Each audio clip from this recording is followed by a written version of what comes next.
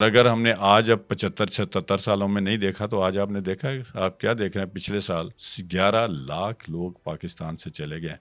وہ میرے اور آپ کے بھی بچے ہیں. میرا اور آپ کا بیٹا یا بھائی باہر چلا گیا تو وہ میرا بیٹا یا میرا بھائی یا آپ کا بیٹا یا آپ کا بھائی نہیں پاکستان ہے، کا وہ بیٹا تھا. پاکستان کا بیٹا ہے. ہم نے ان کو لاکھوں سینکڑوں کروڑوں روپے لگا کے پڑھایا. آج دیکھیں میڈیکل میں ڈاکٹر ایک 3-4 کروڑ کا پڑھ رہا ہے آپ کو. بالکل. چاہے فوج، چاہے اس کو آرمی سویلین ادارے کروائیں یا گورنمنٹس کروائیں، خرچہ اس کے اوپر اتنا آ رہا ہے. جب وہ تیار ہو جاتا ہے تو اس کو یہاں نوکری نہیں ملتی. ڈاکٹر جو ہیں وہ بیچارے دیہڑی پہ انہوں نے ایک کیجول پروگرام نکالا تھا پنجاب گورنمنٹ نے، اس کے اوپر وہ دیہڑی پہ کام کر رہے تھے. صحیح. جس دن نہیں جاتے اس دن ان کی غیر حاضری، وہ بھی شاید اب ختم ہو گیا. تو یہ کیوں ملک جا میں رہے ہیں؟ کیونکہ سٹیبلٹی نہیں آ رہی ملک میں. آج نہیں. جو ویپن گلی گلی میں ہیں، جب ہم چھوٹے تھے کسی کے پاس ویپن ہوتا ہی نہیں تھا. اس وقت اگر لڑائیاں ہوتی تھی لاہور شہر میں تو زیادہ سے زیادہ چاقو مار دیتا، ہاں. یا وہ ایک دودھ میں پھیرنے والا کھونچا ہوتا تھا وہ ڈنڈے مار دیا. سوٹے کی لڑائی ہوتی ڈنڈے تھی. سوٹے کی لڑائی ہوتی تھی. صحیح ہے. تو اس دور میں 10-11 سال میں یہ ساری برائیوں نے جنم لیا. ٹھیک ہے، مغربی طاقتوں کے ہم ایلائز بن اس گئے. دور کو آپ آج پولیٹیشین کیا سمجھتے ہیں، کیسا سمجھتے ہیں اس دور میں کو؟ کسی بھی مارشل لائی دور کو بلیک ٹائم سمجھتا ہوں اپنے ملک کے لیے. ہاں، for the time being yes, فوج should come, hold the elections and they should come back, give the chance to the political people, اور ان کو سمجھائیں کہ یار اسی میں ہماری بریڈ بٹر، پیدا ہونا، مرنا، جینا اس سرزمین پر ہے. اور اگر ہم نے آج اب 75-77 سالوں میں نہیں دیکھا تو آج آپ نے دیکھا ہے، آپ کیا دیکھ رہے ہیں؟ پچھلے سال 11 لاکھ لوگ پاکستان سے چلے گئے. وہ میرے اور آپ کے بھی بچے ہیں. میرا اور آپ کا بیٹا یا بھائی باہر چلا گیا تو وہ میرا بیٹا یا میرا بھائی یا آپ کا بیٹا یا آپ کا بھائی نہیں پاکستان ہے، کا وہ بیٹا تھا. پاکستان کا بیٹا ہے.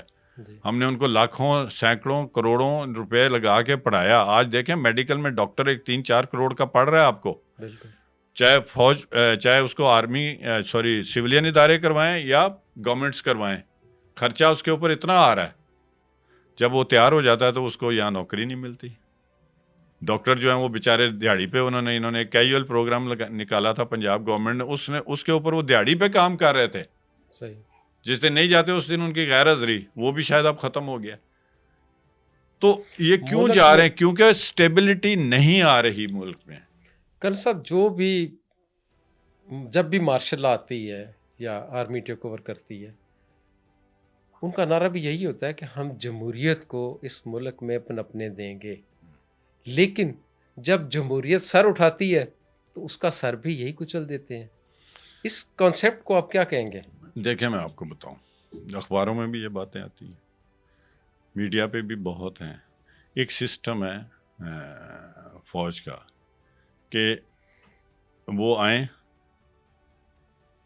اپنا ٹینیور پورا کریں اور آگے چلے جائیں. ہمارے جو پولیٹیکل لیڈرشپ، بدقسمتی یہ ہے کہ ساری پولیٹیکل لیڈرشپ جو بھی اسٹرانگ بنی، ان کو فوج کا بلا واسطہ یا بالواسطہ تعاون حاصل رہا. ابھی آ کے موجودہ حکومت نے کہا کہ نہیں ہم نے مارشل لا نہیں لگانی، تو آپ نے خود ہی اس کو اسٹیبلشمنٹ کا نام دے دیا. آپ نے خود ہی کہتے ہیں، اخباروں میں لکھا ہوتا ہے فیصلے کہیں اور ہوتے ہیں. چلیں کچھ بھی ہو، ایٹ لیسٹ یہ ایک ایسا دور تو جا رہا ہے جہاں پر پولیٹیکل کلاس اور فوج یا اسٹیبلشمنٹ اکٹھے چل رہے ہیں. دعا کریں کہ ایک دوسرے کو سمجھ جائیں، اور جس کا حق ہے سویلینز کا، اگر انوالومنٹ آج ہے اسٹیبلشمنٹ کی، تو اگلے الیکشنز کے بعد یہ ختم ہو جائے اور پولیٹیکل لوگوں کو موقع دیا جائے کہ they should work, they should proceed further. But وہ حالات جو پی این اے اور پیپلز پارٹی سے شروع ہوئے تھے، ٹھیک ہے، اس کی طرف ہم نہ لوٹ جائیں. جیسے میں نے آپ کو مثال دی کہ ایک صوبے کی جو پوری جو وزیر اعلیٰ صاحب ہیں، وہ پوری سرکاری مشینری کے لے کے اوپر آ جاتے ہیں کیپٹل سٹی میں. وزیر اعلیٰ کو پرائم منسٹر کا احترام کرنا چاہیے نا. ایس او پیز تو یہی کہتے ہیں، آپ کے ریڈ بک قائد تو نے یہی کیوں نہیں کہتے کیا ہیں. تھا میاں نواز شریف نے، جب وہ چیف منسٹر پنجاب تھے، پرائم منسٹر محترمہ بے نظیر بھٹو شہید تھیں تو ان کو ریسیو کرنے نہیں جاتے تھے؟ کیا یہ وارنٹ آف پریسیڈنس کی توہین نہیں تھی؟ پولیٹیکلی تو دیکھ لیں، وہ کوئی اتنا بڑا انسیڈنٹ نہیں تھا. پولیٹیکلی تو میں اس کو کہوں گا یہ ان کو جانا چاہیے تھا، مگر وہ چیز نہیں تھی جو آج ہو رہی ہے.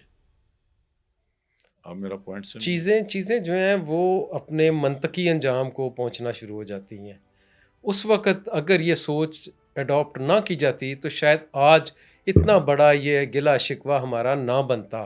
نہیں، وہ تو ہم پھر منطقی جی انجام کو تو ہم اسی وقت پہنچ گئے تھے نا جب میرا پیارا پاکستان 2 حصوں میں تقسیم ہو گیا تھا.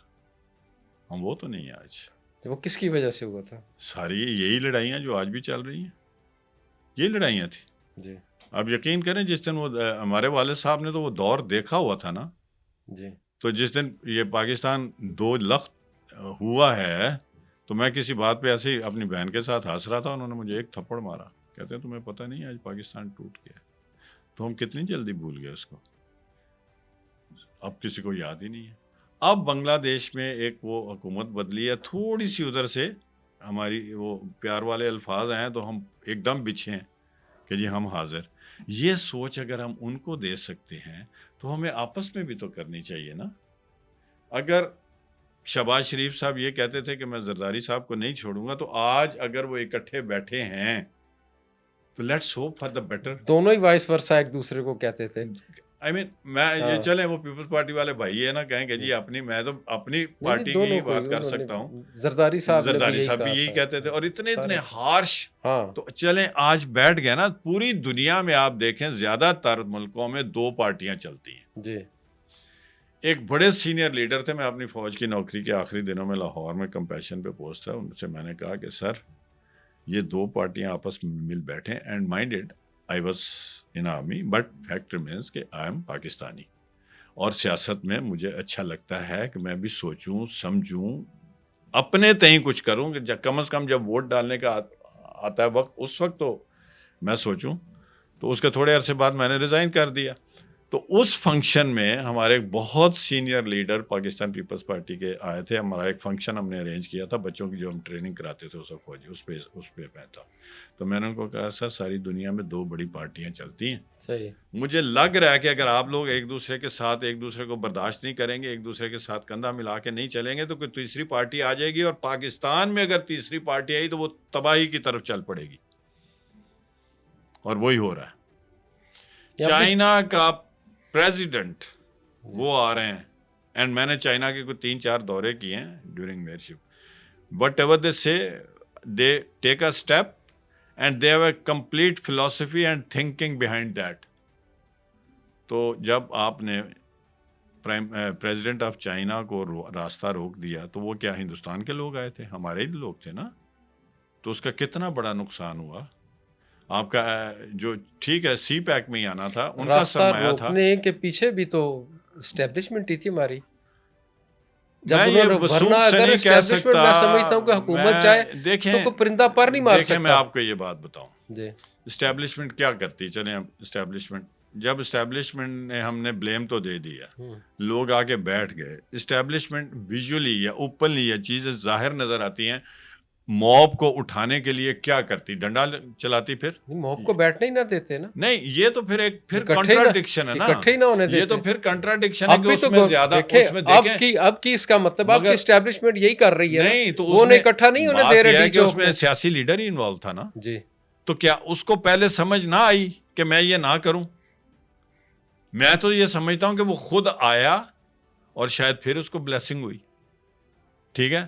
تو جب وہ آ گیا تو پھر اس کو اس حد تک تو نہیں جانا چاہیے تھا کہ جو ہمارا کیپٹل سٹی ہے ادھر چولہے جل رہے ہیں، ادھر درختوں کے نیچے گندگیاں پھیلائی جا رہی ہیں، ادھر ٹیلی ویژن اور ادھر گندی شلواریں لٹکائی جا رہی ہیں.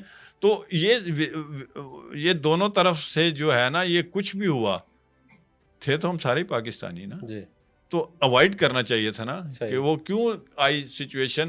میں ایک مثلاً کرنل کا رینک بہت جونیئر رینک ہے فوج میں، بٹ میں سمجھتا ہوں کہ چونکہ امپلیمنٹیشن اس رینک تک ہوتی ہے تو ہمارے پاس تو پھر یہی ہوتا ہے کہ اگر آرڈر آ جاتے ہیں کہ جی آپ نے ان ایڈ آف سول پاور ہم جاتے ہیں، تو ہم نے کیا ادھر بیٹھ کے ان کے ساتھ جفیاں ڈالنی ہیں. ان کو پیار سے کہتے ہیں کہ اس لائن سے آگے مت آئیں، پھر دوسری لائن پہ چلے جاتے ہیں کہ اس لائن سے آگے